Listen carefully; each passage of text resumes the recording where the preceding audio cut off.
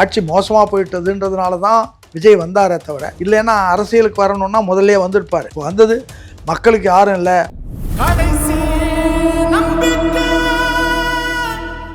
தொகுதி மறுசீரமைப்பு அப்படிங்கிறது இப்போ ஒரு பிரச்சனையாக முன்னெடுக்கப்படுது. நடைமுறைப்படுத்தினாங்க அப்படின்னா தமிழ்நாட்டுக்கு சீட்ஸ் குறையும் அப்படின்னு சொல்லிட்டு செல்வ பெருந்தகை அவர்கள், அப்புறம் முதலமைச்சர் அவர்கள் எல்லாரும் சொல்றாங்க. ரைட், உண்மை, அதுதான் உண்மை. ஆனா எதனால உங்களை மதிக்கல, நீங்க சொல்றதை கேட்கல. குறையாதுன்னு இல்ல பிஜேபி சொல்றாங்க. குறையாது, இந்த 40 குறையாது. ஆனா நீதிமன்றமே கேட்குது, நீங்கள் இவ்வளோ ஊழல் பண்ணால் நாடு மக்கள் எதிர்காலம் என்ன ஆகுதுன்னது. இயற்கை வளங்கள்லாம் இப்படி சுரண்டிட்டீங்களா, அடுத்த தலைமுறைக்கு என்ன வச்சுருக்கீங்கன்னு கேட்டாங்க. ஒரு நீதிபதி கேட்டார். இதெல்லாம் பார்க்குறோம். இயற்கையாக ஆயிரக்கணக்கான லாரிகளில் அது பாட்டுக்கும் இயற்கை வளங்கள் போகுது. அதை பற்றி கவர்மெண்ட்டு வாயே திறக்க மாட்டேங்குது. ஜனநாயகத்தை நாசம் பண்ணுற ஆட்சி தான் இப்போ நடந்துகிட்டு இருக்கு. அதுலேருந்து விடிவு காலம் கிடைக்காதா என்பதுக்கு தான் இளைஞர்கள் துடிக்கிறார்கள். இளம்பெண்கள்லாம், படிக்கிற பெண்களுக்கெல்லாம் இப்போ புரிஞ்சு போச்சு, இவங்க நம்மளை மோசடி பண்ணுறதுக்கு 1000 ரூபா தரான், 2000 ரூபா தரான். நம்ம அப்பா சம்பாரிச்சா நாம இவங்ககிட்ட பணம் வாங்கணும், அப்பாவை குடிகாரனை மாற்றிட்டு நம்மளுக்கு 1000 ரூபா தரான் அப்படின்றதுலாம் அவங்களுக்கு தெரியும். இப்போ ஒரு தொகுதி இருக்கு அப்படின்னா லோக்கல் பீப்புள் அங்கே யார் இருக்காங்களோ அவங்கள வேட்பாளர்களாக நிறுத்தாமல் சென்னையில் உள்ள ஒருத்தரை கொண்டு போய் அவினாசி தொகுதியில் விடுறது. கருணாநிதி ஏன் குளித்தலையில் போய் நின்னாரு? அவர் திருவாரூர்காரர், இல்லை கோபாலபுரத்தில் நிற்கணும். குளித்தலையில் ஏன் நின்னாரு? தஞ்சாவூரில் ஏன் நின்னாரு? இதெல்லாம் கேள்வி. ஒரு கேள்வி நீங்கள் கேட்டால் இன்னொரு கேள்வி வர செய்யும். பிஜேபி நம்ம தமிழ் இனத்தை பொறுத்தவரையில் தமிழ் இனத்திற்கு ஆகாத ஒரு சக்தி. அதை புரியாத பல பேர் தான் இங்கே இருக்கிறாங்க. புரிஞ்சுக்கிட்டா அவங்களும் நம்ம பக்கம் வந்துடுவாங்க. அவங்கள புரிய வைக்கிறது தான் நம்ம வேலை. டிஎம்கேவுக்கும் பிஜேபிக்கும் உள்ள தொடர்புனா, இப்போ சபரீசன் அவர்களுக்கு பிஜேபி ஆட்களோடைய நெருங்கிய தொடர்பு இருக்கு. அப்போ அவங்க ஃப்ரெண்ட்ஷிப்பாக தானே இருக்காங்க. காமராஜர் சொன்ன மாதிரி 2 பேருமே குட்டையில் ஊறிய மட்டை. சரிதா? காமராஜர் அந்த காலத்திலே சொல்லிட்டார், பெருந்தலைவர். இவர் வலது கைன்னா அவர் இடது கை, அவர் இடது கைனா இவர் வலது கை. இவர் மாத்திரம் யோகியரோ ஒன்றும் கிடையாது. இவரும் டெல்லிக்கு பணிந்து போகிறவர் தான். பணியாமல் ஒன்றும் இருக்க முடியாது. காரணம், சித்திரை 1 மீடியா நேயர்களுக்கு வணக்கம். இன்றைக்கு நேர்காணல நம்ம கூட இணைஞ்சிருக்காங்க அதிமுக நிறுவன உறுப்பினரும் எக்ஸ்-எம்எல்ஏவுமான திருச்சி சௌந்தரராஜன் அவர்கள்.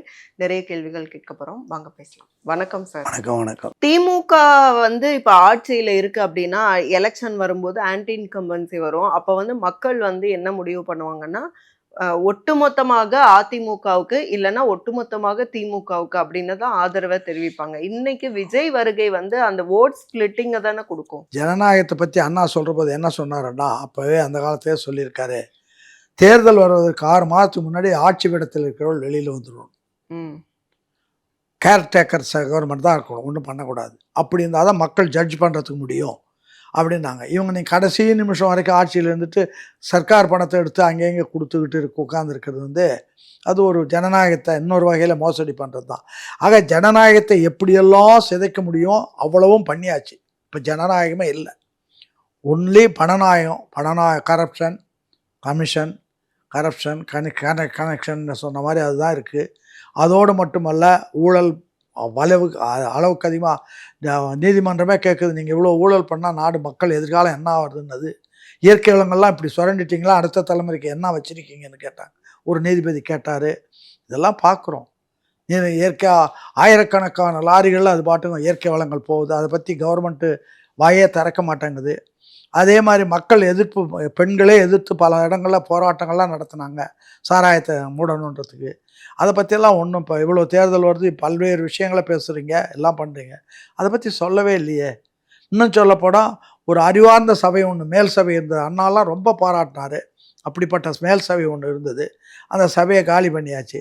திரும்பவும் கொண்டு வரோன்னு ஒரு 2-3 தேர்தலில் சொன்னாங்க.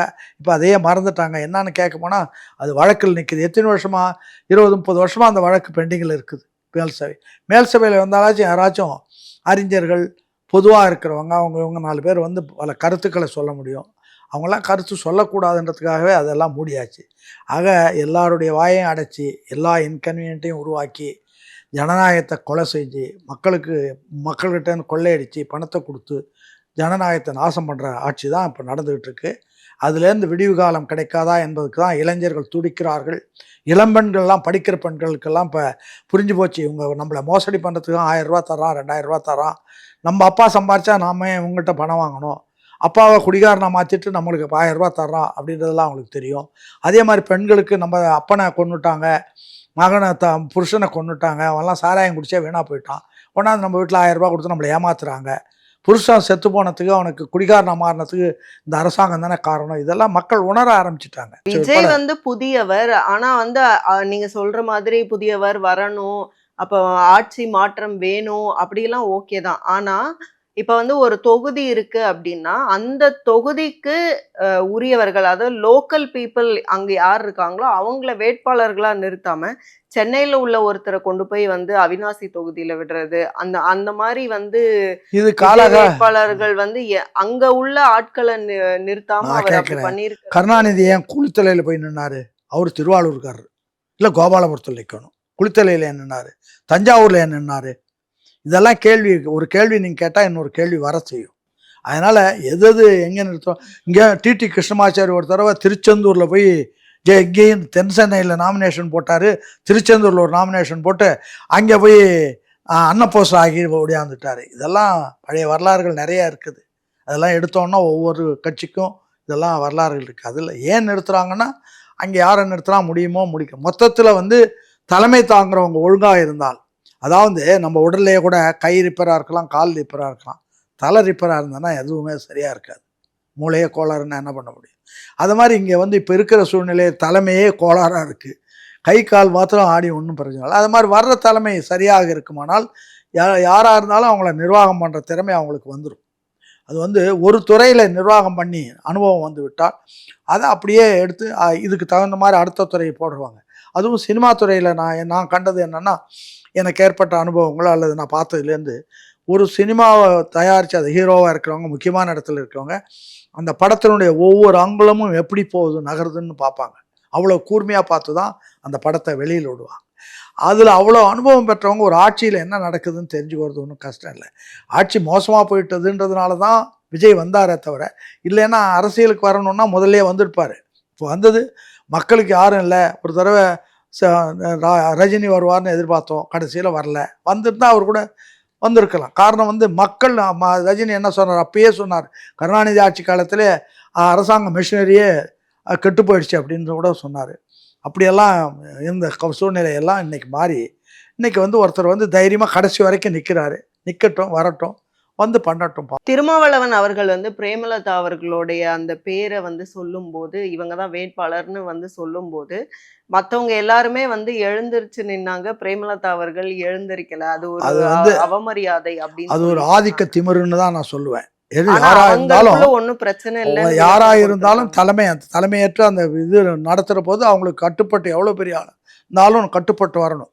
உங்களுக்கு ஒரு சமயம் சொல்கிறேன், ராஜா அண்ணாமலை செட்டியாருடைய மகன் ராஜா முத்தைய செட்டியார், அவர் நீதி கட்சியில் இருந்தபோது தாளமுத்து நடராஜன்லாம் இறந்துடுறாங்க. அந்த பாடியை தமிழ்நாட்டிலேயே பெரும் பணக்காரர், கோடீஸ்வரர், பெரிய யூனிவர்சிட்டி, ஒரே யூனிவர்சிட்டி வச்சுருந்தவர், யூனிவர்சிட்டியே ஃப்ரீயாக, 4 யூனிவர்சிட்டிலாம் 3 ரூபா சார்ஜ் கட்டி படித்தவன், ஒன்றும் ஃபீஸ் எல்லாம் கிடையாது. அப்படி இருந்தால் அவர் போய் அந்த டெட் பாடி, அந்த பாடையை தூக்கிட்டு வர்றார் தோளில். அதுதான் பெரிய மனிதனுக்கு அடையாளம். நீங்கள் வந்து திருமாவளவனை பார்க்கக்கூடாது. திருமாவளவன் ஒரு இயக்கத்தினுடைய தலைவர். அவர் அனௌன்ஸ் பண்ணுறாரு, அந்த கூட்டத்தில் நீ உட்கார்ந்துருக்க, உனக்கு விருப்பம் இல்லைன்னா போகாமல் இருந்திருக்கணும். போயிட்டு அங்கே போய் நிற்காமல் போனது வந்து உனக்கு அந்த அளவுக்கு பெருந்தன்மை இல்லை, அறிவு இல்லை, ஆதிக்க திமிர். அதுதான் காரணம். டெல்லி அணிக்கும் தமிழ்நாடு அணிக்கும் தான் வந்து போட்டி அப்படின்னு சொல்லி டிஎம்கே வந்து ஒரு விஷயத்தை வந்து ஒரு நரேட்டிவை வந்து செட் பண்ணுறாங்க. அது என்ன, இங்கே சட்டமன்ற தேர்தல் தான் நடக்குது, அந்த டெல்லி அணிக்கும் தமிழ்நாடு அணிக்கும் அப்படின்னு பிஜேபி வருகையை வந்து முன்னிறுத்தி அவங்க வந்து பிரச்சாரத்தை மேற்கொள்வது, அது பிஜேபி எதிர்ப்பு ஓட்டுகளை தான் கவரும். ஒட்டுமொத்த ஓட்டுகளையும் கவர்றதுக்கு அந்த நரேட்டிவ் வந்து ஓகேவா இருக்கும். பழனிசாமிக்கே உள்ளார்ந்தமா பிஜேபியை சேர்த்துக்கிட்டது வந்து தப்பு அப்படின்றது உள்ளார்ந்தமாக தெரியும். கூடுமான வரையில் பழனிசாமி அவாய்ட் பண்ணி பார்த்தாரு. ஆனால் அவர் பண்ண தப்புக்கள் எல்லாம் வச்சு ப்ரெஷர் கொடுத்து இவங்க உள்ளே வந்துட்டாங்க. இதுதான் உண்மை, எல்லாருக்கும் தெரிந்த ஒரு உண்மை. பிஜேபி வந்து நம்ம தமிழ் இனத்தை பொறுத்தவரையில் தமிழ் இனத்திற்கு ஆகாத ஒரு சக்தி. அதை புரியாத பல பேர் தான் இங்கே இருக்கிறாங்க. புரிஞ்சுக்கிட்டால் அவங்களும் நம்ம பக்கம் வந்துடுவாங்க. அவங்கள புரிய வைக்கிறது தான் நம்ம வேலை. இங்கே இருக்கிறவங்கள போய் சேர்ந்தவங்கள, பதவிக்காகவோ பணத்துக்காகவோ போய் சேர்ந்தவங்கள பிஜேபியினுடைய அடையாளத்தை, பூர்வீகத்தை சொல்லி, அவங்க யார் அப்படின்னு சொல்லி, அவங்க வந்தால் என்ன பண்ணுவாங்க, எப்படியெல்லாம் நம்மளை அழிப்பாங்க அப்படின்றத சொல்லி அதை வந்து செய்ய வேண்டியது கடமை. அதெல்லாம் இல்லை. பழனிசாமிக்கு தவிர்க்க முடியாமல் தன்னை காப்பாற்றிக்கிறதுக்கு, தன்னுடைய சம்பந்தியை காப்பாற்ற, தான் கொள்ளையடித்த சொத்துக்களை காப்பாற்ற, தான் செய்த தவறுகளை காப்பாற்றிக் கொள்ள, அதிலிருந்து விடுபட பிஜேபியை தோளில் சுமக்கிறார். அது உண்மை. உண்மையை வந்து இவர் சொல்கிறார். ஆனால் இவர் கட்சியிலையும் இருக்காங்க அந்த மாதிரி ஆளுங்க. இப்போ நேரு மேலே வழக்கு போட சொல்லிட்டு ப்ரெஷர் கொடுத்துக்கிட்டு இருக்கிறாங்க. இன்னும் போடலையே. எத்தனை பேர் அதிமுகவில் கொள்ளையடிச்சவங்கலாம் நீ அமைச்சராக 10 பேரை வச்சிருக்கிற. ஆனா அவங்க அப்படி நரேட்டிவ் செட் பண்ணாலும், அதாவது டிஎம்கேவுக்கும் பிஜேபிக்கும் உள்ள தொடர்புனா, இப்ப சபரீசன் அவர்களுக்கு பிஜேபி ஆட்களோடய நெருங்கிய தொடர்பு இருக்கு. அப்ப வந்து அவங்க வந்து ஃப்ரெண்ட்ஷிப்பா தானே இருக்காங்க. ஃப்ரெண்ட்லியா இருந்துகிட்டு எப்படி 2 பேரும் காமராஜர் சொன்ன மாதிரி 2 பேருமே குட்டையில் ஊறிய மட்டை. தெரியுதா? காமராஜர் அந்த காலத்திலே சொல்லிட்டார். பெருந்தலைவர் காமராஜர் அந்த காலத்திலே சொல்லிட்டார், எல்லாமே அந்த குட்டையில் உள்ள மட்டை தான். இவர் வலது கைன்னா அவர் இடது கை, அவர் இடது கைன்னா இவர் வலது கை. இவர் மாத்திரம் யோகியரோ ஒன்றும் கிடையாது. இவரும் டெல்லிக்கு பணிந்து போகிறவர் தான். பணியாமல் ஒன்றும் இருக்க முடியாது. காரணம், நீங்கள் செய்த தவறுகள்லாம் நிறையா இருக்குது. அண்ணா 66 விருகம்பாக்கம் மாநாடு போட்டு தெளிவாக சொன்னார், நம்முடைய இயக்கம் இன்னொரு 50 ஆண்டு காலத்துக்கு இந்த நாட்டுக்கு தேவை இருக்குது. ஆனால் வந்து நம்ம வந்து எந்த தவறும் செய்யாமல் நேர்மையாக இருந்தால்தான் நம்மளால் செயல்படுத்த முடியும். இல்லைன்னா தப்பு பண்ணிட்டோன்னா நம்மளால் பண்ண முடியாது, மாட்டிக்கின்றோம். அதனால் தீமை வரணுன்னாலும் நம்மளாக தான் தேடிக்கணும், நன்மை வரணுன்னாலும் நம்மளாக தான் தேடிக்கணும். அதனால் நீங்கள் தவறு செய்யாமல் இருந்தால் ஒரு 50 ஆண்டு காலம் தலை நிமிர்ந்து டெல்லியை மிரட்டி வாழலாம் அப்படின்னாரு. அன்னைக்கு இருந்த நிலைமை என்னென்னா, ஒரு 1957 பார்லிமெண்ட்டுக்கு தமிழ்நாட்டிலேருந்து 2 பேர் போனாங்க. ஒருத்தர் சொல்லின் செல்வர் சம்பத், பெரியாருடைய அண்ணன் மகன். இன்னொருத்தர் வந்து திருவண்ணாமலை தர்மலிங்கம் சுமாராக பேசுவார். ஆனால் சம்பத் வந்து கிரேட் ஆரேட்டர். அதாச்சும் அவர் போய் ஒரு ஆள் அங்கே பார்லிமெண்ட்லேருந்து அந்த பார்லிமெண்ட்டே ஒரு கலக்குனார். பயந்தது. நேரு உட்பட அன்னைக்கு பெரிய ஜாம்பவான்கள் இருந்தாங்க அது பார்லிமெண்ட்டில். இன்றைக்கி இருக்கிற மாதிரி கிடையாது. அன்றைக்கெல்லாம் விடுதலை போராட்டத்தில் ஈடுபட்டவங்க கிருபாலானி, என்ஜி ரங்கா, அசோக் மேத்தா, இப்படி பெரிய பெரிய ஆட்கள்லாம் இருந்த நேரத்தில் அந்த சபையில் சம்பத் போய் பேசுகிறார். இன்றைக்கி ஒன்றும் இல்லை. அந்த இவங்க 40 பேர் போகிறாங்க, என்ன பண்ணுறாங்க? ஒன்றும் இவங்களை போய் யாரும் கேர் பண்ண மாட்டேங்கிறானே. முதல்ல காரணம், நீங்கள் பண்ண தவறுகள், நீங்கள் தவறுகளுக்கு துணை போனது, பண்ணியிருக்கிற தவறுகள், அது இதுக்குதாக தான் வந்திருக்கு. 17 ஆண்டு காலம் அவங்களோட ஆட்சி பீடத்தில், அதுவே தவறு இல்லையா?